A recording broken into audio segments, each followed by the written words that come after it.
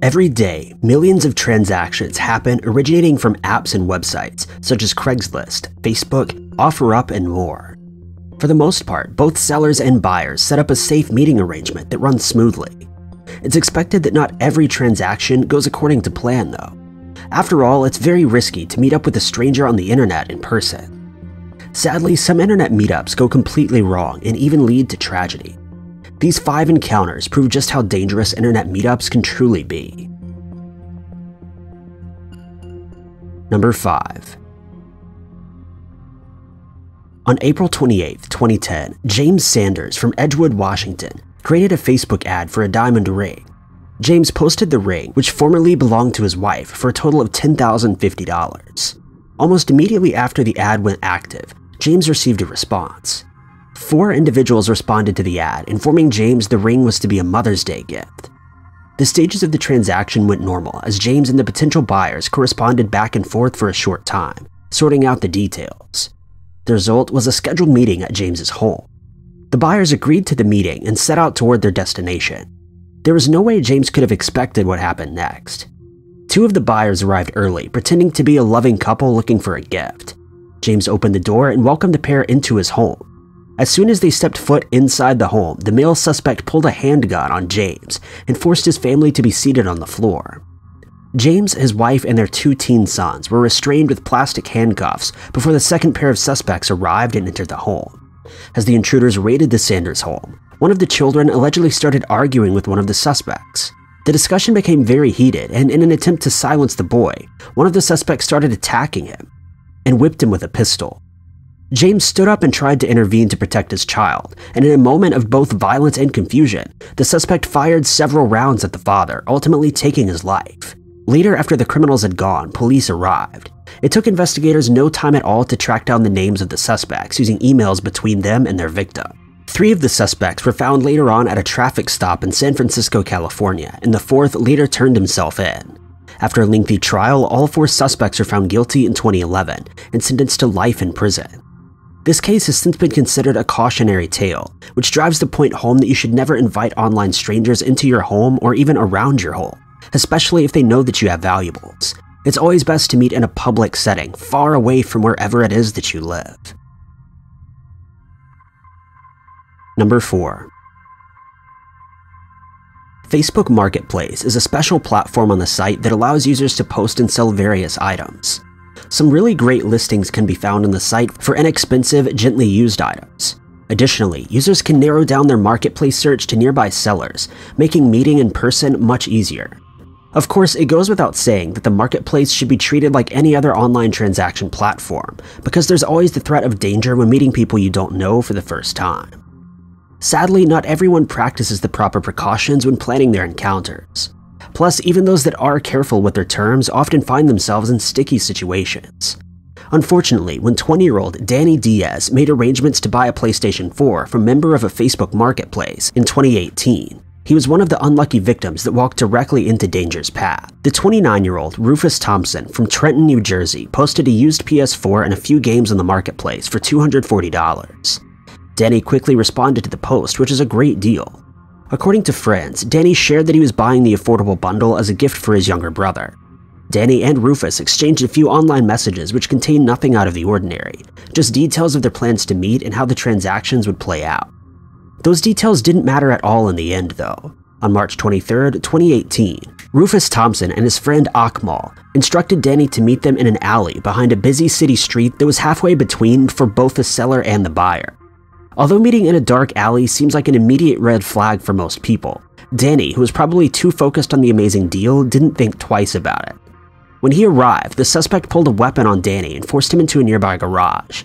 They attacked him, stole the $240 that he brought, and stole his ATM card and then tied him up. At some point, the suspects fired shots at Danny and dumped him along the bank of a creek. The criminals then took Danny's card to a bank and withdrew $700.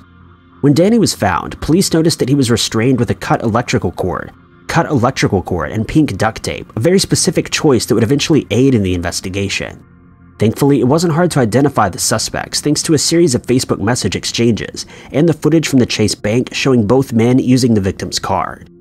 A warrant was issued to police to search for the suspect's homes. While at Rufus's home, police found a short piece of cut electrical cord and a bundle of pink duct tape in the basement. They were both arrested and charged and found guilty. Number 3. On April 20th, 2018, 35-year-old Stephanie Lopez from Texas posted an ad on the app OfferUp. She promised a used speaker in good condition at an affordable price for any buyers willing to pick the item up. 33-year-old Robert Cerna responded to the impressive deal that same day, offering to pick it up himself. He and Stephanie shared a few messages planning out the meeting that would soon follow. Stephanie showed no signs of ulterior motives, but there was one big red flag presented when she instructed Robert to meet her at a hotel room and come inside. Usually, it's best to arrange for a public meeting, or at the very least, perform the transaction in the parking lot of a popular location. Unaware of the foreshadowed danger, Robert agreed and hit the road. Robert arrived at the Shady Highway Motel just before 1 a.m. The exact details of what happened are unclear, and the following timeline of events was organized by police after collecting witness reports and reading through Facebook messages. Allegedly, Robert arrived at the motel and called Stephanie for further instructions. She told him which room she was in and welcomed him inside. As soon as he entered, he was ambushed by the 25-year-old Michael Henderson, who was holding a gun. The duo robbed their victim and at some point fired several shots at him, which were heard from neighbors and management at the hotel. The police were called and discovered Robert's body, quickly opening an investigation. Witnesses claim the couple was seen fleeing in a dark-colored sedan just after the chaos was overheard. While these cases are very upsetting, a small bright spot often shines through when officers begin their investigations. Most of these suspects don't consider the digital trail they're leaving behind, which makes arresting them fairly easy. Officers read through Robert's messages with Stephanie and then used Facebook to track her down. Less than a week after the incident, Stephanie and Michael were both arrested. Although they denied the accusations against them, their online presence provided evidence which strongly implied that they were lying. Both were charged for their crimes and eventually found guilty. While the victim should never be blamed, it's necessary to use Robert's actions as an example for practicing online safety. Number 2.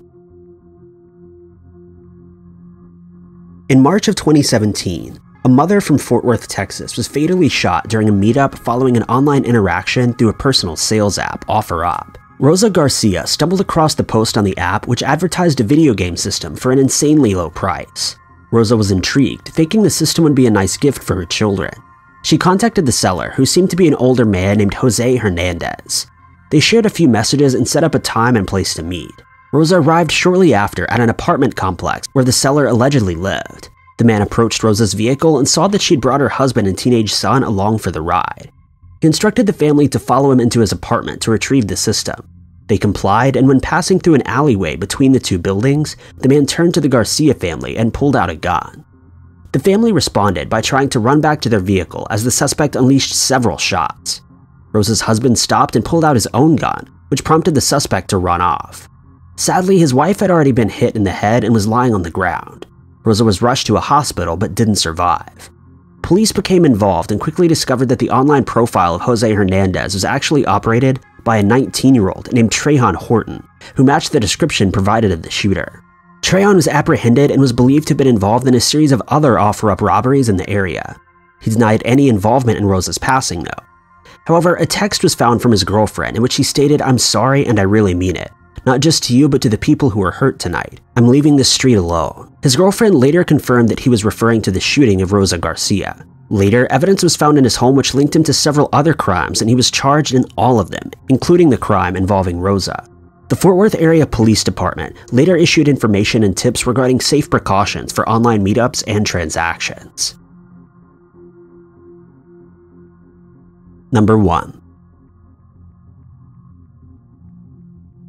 It's only right to warn you that this case involves an especially heinous crime committed against a pregnant mother, which may be upsetting for some.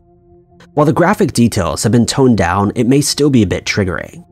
It's not uncommon that struggling mothers will turn to online markets in search of free or affordable supplies. In early 2019, Marlon Lopez was 9 months pregnant and struggling financially while trying to finish school and care for a 3-year-old child. She posted in a Facebook group for mothers called Help a Sister Out. The group included a community of mothers offering support and advice to one another. Additionally, the group utilized the Facebook Marketplace feature to buy, sell, and trade various items. Marlon's post discussed her financial hardship and sought assistance in the form of donations and trades. Then a 46-year-old named Clarissa responded to the ad, offering Marlon new baby clothes and a bundle of other helpful items. Apparently, Marlon and Clarissa had interacted before on the website, and they also had previously been involved in face-to-face transactions, leading Marlon to believe that she could trust the woman. On April 23rd, Marlon left school and planned to swing by Clarissa's home to accept the donated items before picking up her toddler from daycare. Unfortunately, when she left the school, it was the last time she was ever seen alive. The young mother's body was found a few weeks later, stuffed in a garbage can in Clarissa's backyard. The gruesome details of the case were later revealed, and they're so graphic that we can't really discuss them here. However, the evidence suggested that Clarissa and her daughter, 24-year-old Desiree, had taken the young mother's life before physically removing the baby from her body. Clarissa took the baby to the hospital shortly after, and she told doctors that she had given birth by herself at home. When friends, family, and other members of the community informed police of the interaction between the two, they shifted their attention. When Clarissa was found at the hospital, a DNA test was performed on the infant, proving that it was Marlon's child. A warrant was issued, which was then followed by an investigation, and the truth was finally discovered. Both Clarissa and Desiree went on trial for their charges.